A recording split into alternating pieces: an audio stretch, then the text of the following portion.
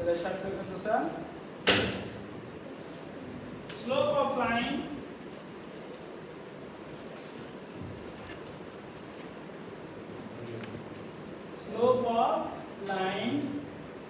x plus dy plus c equals to 0 क्या होगा बताओ? बहुत रटाया था। x plus B Y plus C में स्लोप का इक्वेशन वैल्यू क्या होता है? Minus C by A X intercept करता है।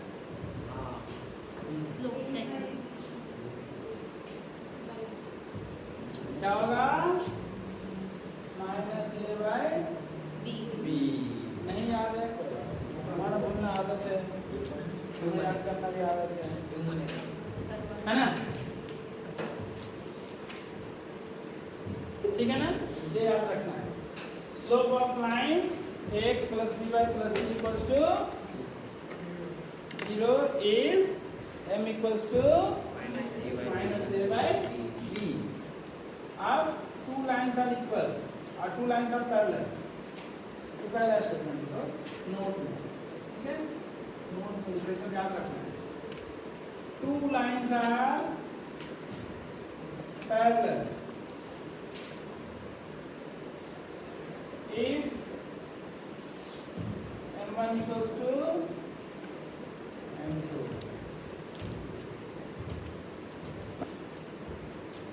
ठीक है? Two lines are parallel if m1 equals to m2। m1 m2 क्या है? Coordinate quantity. स्लोप है दो लाइन। ठीक है? तो m1 m2 क्या है हमारा? Slope of line 1 and slope of line 2। दोनों लाइन के स्लोप अगर इक्वल होंगे तो वो पैरेलल होंगे। थर्ड पॉइंट याद रखना है, two lines are perpendicular। Two lines are perpendicular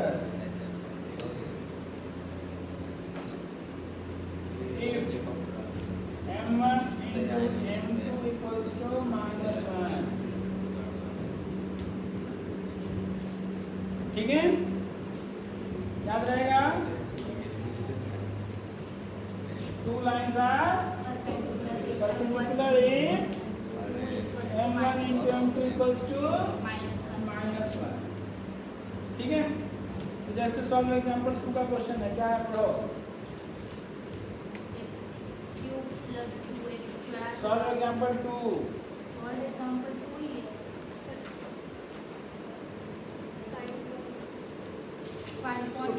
समझ में आता है?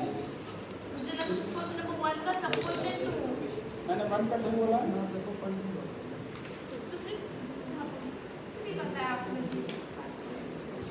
Five points on the curve given by y equals to x cube minus 6x square plus x। Question है कि y आपको दिया हुआ है, इक्वेशन क्या दिया हुआ है? x cube minus 6x square minus 6x square plus x plus 3 plus x plus 3। ये हमको कर्व दिया हुआ है और tangent parallel to y equals to x plus 5। ये एक तो इक्वेशन दिया हुआ है और दूसरा क्या दिया हुआ है? Tangent parallel to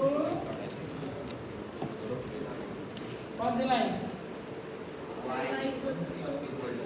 x plus 5। y equals to x plus 5। तो ये पैरेलल है ना? इसका मतलब इसका स्लोप और इसका स्लोप दोनों सेम होना चाहिए। Tangent of y equals to इतना is parallel to this line. तो पहले टेंजेंट का हम क्या करेंगे? स्लोप निकालना है ना? स्लोप ऑफ टेंजेंट क्या होगा?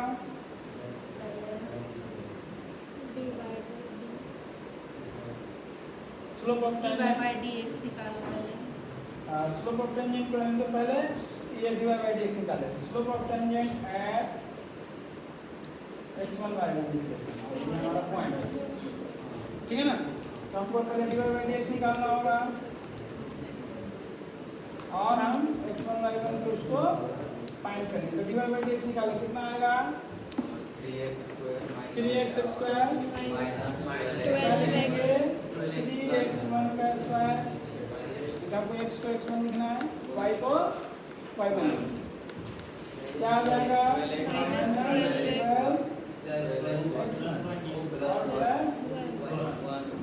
ये आ गया, ये हो गया स्लोप ऑफ टेंजेंट। अब स्लोप ऑफ लाइन कौन क्या है हमारा,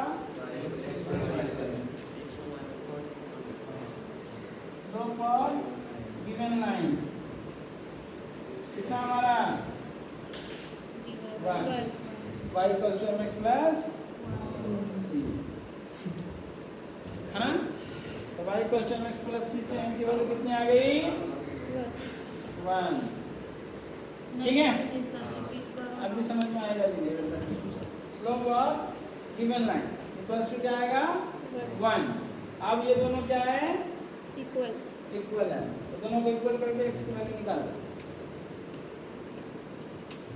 ठीक है, therefore क्या आ जाएगा 3x1 square minus 12x1 plus 1 equals to 1। तो यहाँ से क्या आ जाएगा, इसको सॉल्व करो,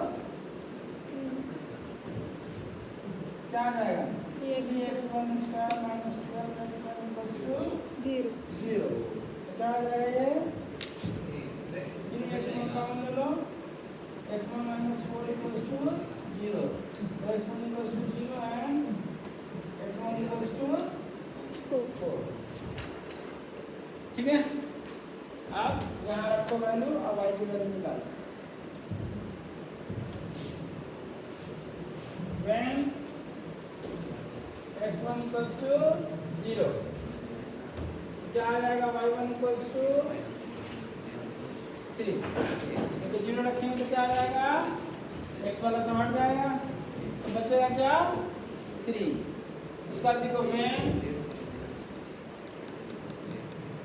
x1 equals to 4, तो y1 कितना आ जाएगा 4 का क्यूब माइनस 6 into 4 का स्क्वायर प्लस 4 प्लस 3 कितना आ जाएगा 64 माइनस 96 और प्लस 7 कितना आ जाएगा ये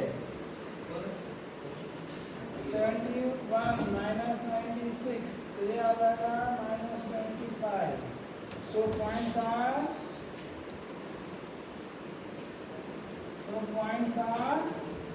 0, 3 and 4, minus 25।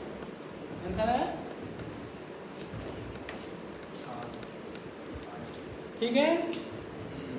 तो इस क्वेश्चन में दिया गया था, कर्व दिया था, उसका से tangent is parallel to line दिया हुआ था। तो हमको क्या करना है, ये वाली चीज यूज करनी है। पैरेलल बोला तो दोनों स्लोप को क्या करेंगे हम इक्वल करेंगे। तो इसका स्लोप क्या आएगा, कर्व वाले का स्लोप भी आएगा डिफरेंशिएशन करके, और लाइन वाले का स्लोप क्या होता है, ये फॉर्मूला लगाएंगे, है ना। तो लाइन वाले का स्लोप हमको आ गया, क्योंकि इसको इस साइड लाएंगे तो -1 आएगा, तो -1/b। ठीक है, या फिर तुमको अगर y equals to mx plus c याद है ना क्वेश्चन ऑफ लाइन, तो यहाँ पे m कितना है mx प्लस c, x के साथ जो मल्टीप्लाई होता है वही हमारा m होता है। तो ये 1 आ जाएगा, उसका यहाँ पे रख दोनों को इक्वल कर देंगे, तो उसके आगे सॉल्व करके x1 निकाल लेंगे।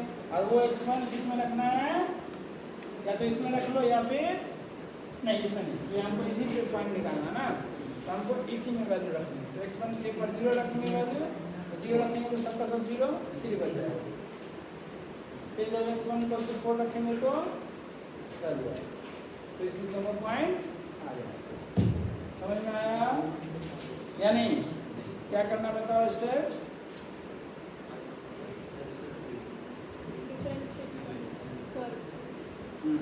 उसके बाद लाइन का भी स्लोप निकाल लेंगे। अगर पैरेलल बोलेगा तो दोनों को इक्वल करना है, परपेंडिकुलर बोलेगा तो दोनों के मल्टीप्लाई को माइनस।